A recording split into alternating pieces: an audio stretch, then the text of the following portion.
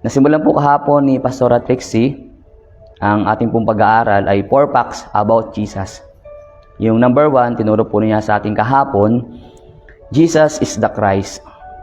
At ako po ay number 2, dito po sa Jesus is God in the flesh. Kung kayo po ay may Biblia, pakibuksan niyo po ang Matthew chapter 1 verse 18 to 23. Sabayan niyo po ako. Sabi niya po dito, ito ang naganap ng ipanganak si Jesucristo. Si Maria na kanyang ina at si Jose ay nakatakda ng magpakasal. Ngunit bago sila makasal, nagdadalang tao na si Maria sa pamamagitan ng makapangyarihang Espiritu Santo. Subalit dahil sa isang matuwid na tao si Jose na kanyang mapapangasawa at ayaw nitong malagay sa kahiyan si Maria, binalak niyang hiwalayan si Maria ng palihim. Ngunit habang pinag-iisipan ito ni Jose, nagpakita sa kanya sa panaginip ang isang anghel ng Panginoon. Sinabi nito sa kanya, Jose, anak ni David, huwag kang matakot na pakasalan si Maria, sapagkat ang sanggol na dinadala niya ay mula sa Espiritu Santo. Magsilang siya ng isang batang lalaki, at Jesus ang ipapangalan mo sa sanggol, sapagkat iligtas niya ang kanyang bayan sa kanilang mga kasalanan. Nangyari ang lahat ng ito upang matupad ang sinasabi ng Panginoon sa mga propeta sa pamamagitan ng Panginoon. Maglilihang isang birhen at magsisilang isang sanggol na lalaki at tatawagin itong Emmanuel. Ang kahulugan nito, kasama natin ang Diyos. Magandang hapon po. Number 2, Jesus is God in the flesh. Alam po natin na si Jesus po ay Diyos na nagkatawang tao. Tama po. Ngayon po, marami pong paraan na nangyari po. Marami pong ginawa ang Diyos na himala dito po sa mundo bago po dumating ang tagapagligtas dito po sa Matthew. Sabi niya po dito, may isang babae na ginamit po ng Diyos. Ang pangalan po nito ay si Maria. At meron siyang isang lalaki, sabihin na po natin ito po ay kasintahan niya at sila po ay malapit ng ikasal. Pero nalaman po ng lalaki na si Maria po ay nagdadalang tao. At ang plano po ni Jose, hiwalay niya po si Maria kasi ayaw niya po na magkaroon ng kahiyan itong babaeng to. At palihim na sinabi po ng Biblia, palihim na umalis po si Jose para takasan po si Maria. Pero doon po sa nangyari po sa kwento, si Jose po ay nanaginip. At doon sa panaginip po niya, nakakita siya ng anghel ng Diyos, kinausap siya. At ang sabi doon sa term na babanggitin ko, pinanagutan po ni Jose, ito pong si Maria, kasi yun ang sabi po ng anghel ng Diyos, na darating ang time na si Maria po ay manganak at kailangan gumamit ng flesh para maipanganak yung sanggol na tatawagin nilang Jesus. Tama po. Kasi hindi naman po kayang magsilang ng espiritu, kundi ang kayang isilang po ng kailangan ng tagapagligtas ay manggagaling po ito sa laman. Kaya po gumamit po sila ng tao na gagamitin po nila. At ang nagamit po nila ay si Maria at si Jose. So si Jose po, tinulungan niya po si Maria para maipanganak ito pong si Jesus. Kasi pinatubayan po sila ng Espiritu po ng Diyos at pinatubayan sila ng anghel ng Panginoon. Kinausap po itong si Jose at pinanagutan po itong si Maria. Kaya lumabas po si Jesus dito po sa mundo. Alam niyo po, ang hirap po ng dinaanan na itong dalawang to. Kasi bago pa isisilang po si Jesus, siya po ay pwede nang mamatay doon pa lang sa tiyan ni Maria. Kasi kung kilala po natin yung hari na gustong patayin si Jesus, na sinapupunan pa lang po si Jesus ay gusto na pong patayin, pero hindi po pumayag ang Diyos. Kumilos po ang Diyos sa mag-asawang to, kaya naisilang po nila si Jesus. At alam po natin na si Jesus po ay naging tao. Tama, nagkatawang tao po si Jesus. Bakit po kailangan ni Jesus magkatawang tao? Kasi sabi po niya dito, kailangan niyang mailigtas yung kanyang bayan sa kasalanan. So kailangan ipagtubos ni Jesus ay yung kanyang katawan na kayang ialay ang buhay para sa ating po mga tao. Tama po. Kasi alam niyo po, si Jesus po ay alam natin siya ang darating na tagapagligtas. Siya ang darating sa atin po na magiging kaligtasan ng napakaraming tao. Pero bago yan, meron siyang gagamitin tao para ilikha, para lumabas ang isang Jesus na magbibigay po sa atin ng kaligtasan. Isa lang niyo po, malaki po ang plano ng Diyos sa tao. Malaki po ang plano ng Diyos sa sanlibutan. Pero bago mangyari ang plano ng Diyos, marami munang gagawin ng kaaway para isilang ang sanggol na magliligtas sa buhay ng bawat tao. Amen po. Kaya nga sabi po dito, Jesus is God in the flesh. So may ginamit po siyang tao, si Jose at saka si Maria.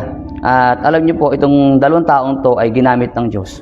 Kaya naisilang ang ating pong tagapagligtas. Alam natin na si Jesus po ay nabuhay sa mundong ito, nagkatawang tao, namuhay ng normal, katulad din po natin bilang isang tao. At alam natin na maraming pinagdaanan si Jesus.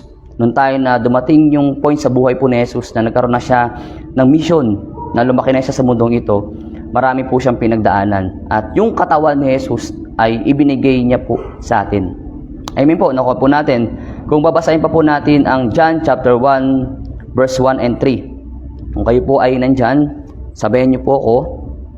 Ang sabi niya po dito, nang pasimula ay naroon na ang salita at ang salita ay kasama ng Diyos. At ang salita ay Diyos.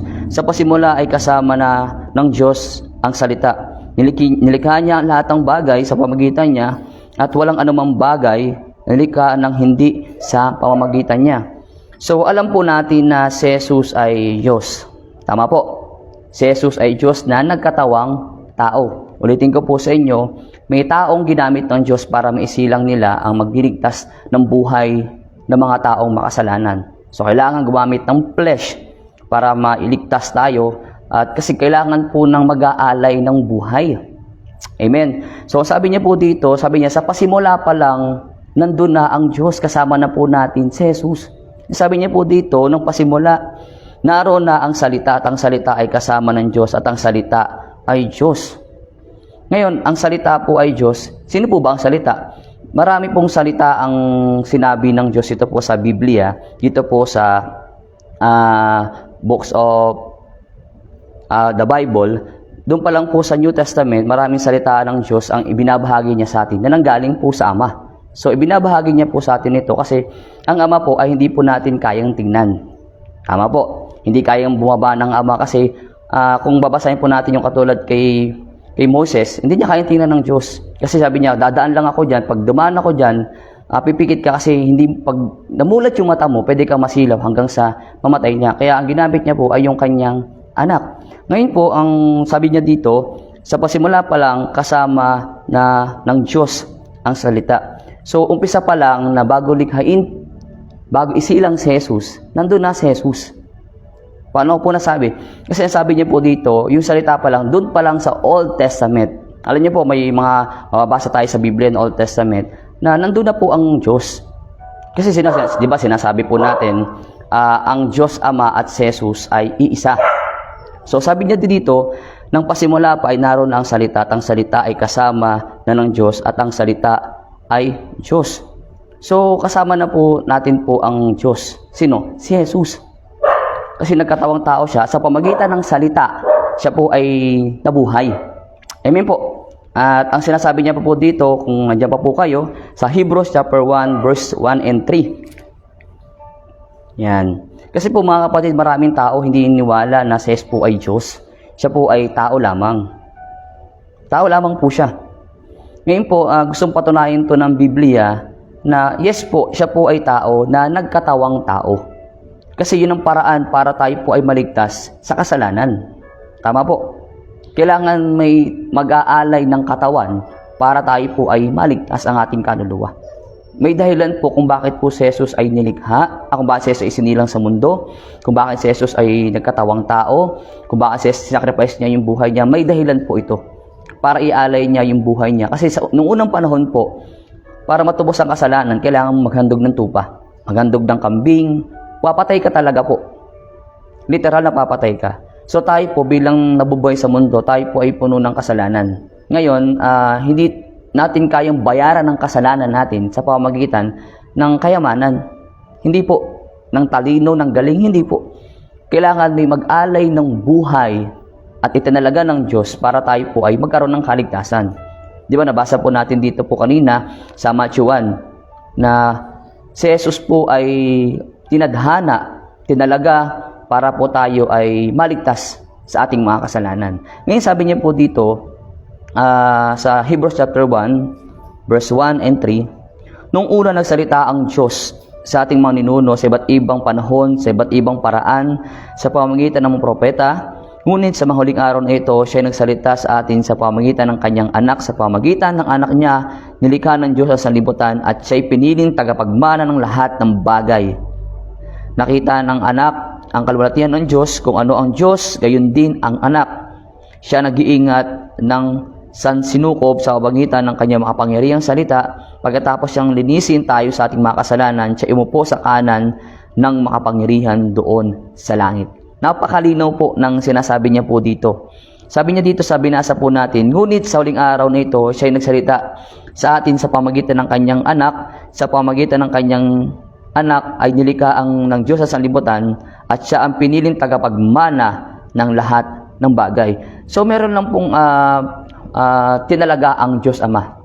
Walang iba kundi ito po ay si Jesus. Sabi niya, nakita sa anak ang kalutian ng Diyos, kung ano ang Diyos, gayon din ang anak. So pinadala po ng Diyos Ama si Jesus para po sa atin, para ihayag sa atin kung paano mamuhay, mamuhay bilang anak ng Diyos. Ngayon po, ang Diyos Ama po natin ay nasa langit. Sabi niya, kung ano ang Ama, ganon din ang anak. So ipinaparating po sa atin ng Diyos sa pamamagitan ni Jesus kung paano siya mamuhay at kung paano sa loobin, kung ano yung bagong kaharian na kailangan niyang ipatupad, bagong kautusan na kailangan niyang sabihin sa mga tao, bagong kaugnayan na kailangan niyang sabihin sa mga tao sa pamamagitan ni Hesukristo.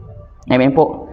Siya ang ginawang tagapamagitan po sa atin ng Ama para mas lubusan po natin makilala ang Diyos sa buhay po natin. Amen po. Kung paano yung ayaw ng Diyos, kung paano yung gusto ng Diyos, lahat po ipinaparating sa atin ni Jesus kung ano ang sinasabi ng Diyos Ama sa Kanya. Amen. Kasi sabi ko nga po sa inyo, ang Diyos Ama at ang Diyos Anak ay isa.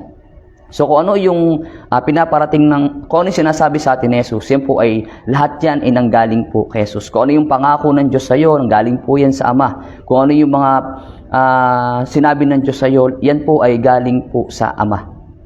Amen po. Nukon niyo po ako. Kasi sabi po sa John verse 1 and 3, ang salita, nandun na ang Diyos. Nandun na si Jesus. Kasama na po natin ang Diyos. Amen. Kaya katulad po nito mga kapatid, ulitin ko po sa inyo, kung walang katawan na mag-aalay ng buhay para po sa ating makasalanang tao, walang kaligtasan na mangyayari sa buhay po natin. Amen po. So kailangan ni Jesus sacrifice ang kanyang katawan para magkaroon tayo ng kaligtasan. Amen. Yung sabi niya dito, Jesus is God in the flesh. Yes, siya po ay 100% tao at 100% Diyos si Jesus. Tingnan niyo po, no? Namatay po si Jesus, pero muling nabuhay. Amen? So, kailangan po natin mas lalong maunawaan kung anong kahalagaan ni Jesus sa buhay po natin. Ulitin ko po sa inyo, si Joseph and si Maria ay ginamit po ng Diyos para maisilang ang katawan ni Jesus na magiging tagapagligtas na one day iaalay po para po sa ating mga Kristiyano. Hindi pala one day, kundi inalay na po sa ating pong mga tao. At pahalagaan po natin si Jesus sa buhay po natin. Kasi tayo dapat ang nagdudusa, tayo dapat ang naghirap, tayo dapat ang umako ng pasanin na dapat po ay sa atin. Kasi tayo ang nagkasala eh. Pero ginamit ng Diyos Ama si Jesus para po sa atin. Para bigyan tayo ng buhay na maayos, buhay na maganda, at buhay na kasiya-siya. Kaya nga sa atin po mga kapatid, kapag tayo po ay sumusunod sa Panginoon, bigyan natin ng karangalan si Jesus. At kapag binibigyan mo ng karangalan si Jesus sa buhay mo, ganoon din ang nangyayari sa karangalan ng Ama. Bakit? Sila po ay magkapareho. Kung ano yung damdamin ni Jesus, pag nasasaktan mo si Jesus, nasasaktan din po natin ang Diyos Ama. Kasi pareho sila na nararamdaman. Amen po. Ulitin ko po sa inyo mga kapatid, ang sabi niya, kung ano ang Diyos, ganun din ang anak. Yung sabi niya po dito sa sinasabi niya sa salita niya, sabi niya, sa pamamagitan ng kanyang makapangyarihang salita, pagkatapos niyang linisin tayo sa ating mga kasalanan, siya umupo sa kanan ng makapangyarihan doon sa langit. So, si Jesus po, natapos niya yung kanyang mission dito po sa mundo. Kaya siya po ngayon ay nasa kanan trono na ng Diyos. So, sa atin po mga kapatid na nandito po ngayon, ihayag mo ang kadakilaan ni Jesus. Kung paano kumilos ang Diyos, si Jesus sa buhay po natin, na siya po ay nagbigay ng buhay para po sa atin. Para may pakita niya po sa atin yung kahalagahan ng buhay, yung katawan natin ito sa mundong ibabaw. So, ilan po ang gusto pong maibahagi po sa inyo. At maganda po, ito po ay napag-aaralan po natin, natututukan po natin tuwing 4 p.m. po ng hapon. Kasi ito po ay 4. So, meron pa pong 2 na magtuturo, na ituturo kung ano ba si Jesus sa buhay po natin. Kahapon, si Jesus po ay Kristo, at ngayon pangalawa, si Jesus ay Diyos. At nagkatawang tao, ibinigay niya yung kanyang katawan para po sa atin. Amen po. So, naging pagpapala sa buhay nating mga Kristiyano na kung hindi ito nangyari sa buhay po ng ating Panginoong Yesus, malamang tayo po ay napahamak na. Okay po. Yan, gusto ko lang po na sabihin po sa ating lahat na isang kayamanan na meron tayong Jesus sa buhay po natin. Amen po. Sige po, pray po tayo. Lord, marami pong salamat sa oras na to, sa mga itinuturo niyo po sa amin. Salamat sa mga pangako mo, sa mga salita mo. Hayaan mo, Panginoon, na ano man yung mga narinig po namin, patuloy pa namin itong pag-aralan. Isik pa namin, Panginoon, yung buhay namin sa iyo. At hayaan mo, Ama, na ikaw ang makita, maparangalan sa buhay namin. Kung ikaw, Lord, handa mong ibigay yung buhay para po sa amin, naisin din namin, Panginoon, may bigay din namin yung buhay, yung katawan namin para sa iyo. Lord, salamat po dahil ikaw ang aming Diyos, ikaw ang aming Panginoon, Panginoon sa buhay namin. Kaya Ama, ano man yung naisin mo, mangyari, maganap sa buhay ng bawat isa po sa amin. Salamat, Panginoon. Salamat, Ama, dahil binigay mo ang iyong anak, sinacrifice ang kanyang buhay para sa amin. Salamat po dahil bago pa man kami isilang sa mundong ito, ikaw po ay nandito na sa mundong ito. Niready mo na ang buhay mo para ibigay sa amin. At salamat, Panginoon, sa sakripisyo mo. Sobrang na-appreciate namin yung grace mo, yung pag-ibig mo, yung pagmamahal mo sa buhay ng bawat isa. Salamat, Panginoon. Sorry to sa pangalan ni Jesus. Amen. So yun po, maraming salamat po sa inyong lahat and God bless po. Ingat po kayo palagi.